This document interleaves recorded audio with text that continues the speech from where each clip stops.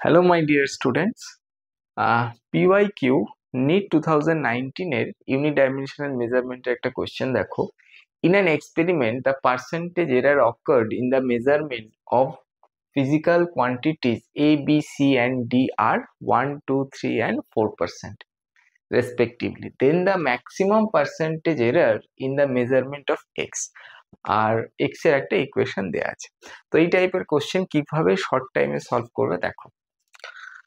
আমাদের x is equals to ab divided by c to the power 1/3 and d cube এটা আছে.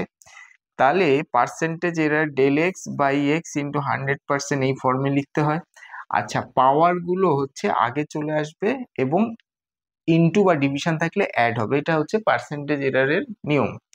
তাহলে 1 into del a by a plus 1 into del b by b plus দেখো 1/3 into del c by c plus 3 into del d divided by d, মানে division থাক into থাক সবকটা plus হয়ে যাবে. এইটার হচ্ছে পার্সেন্টেজ এরর মানে 100%.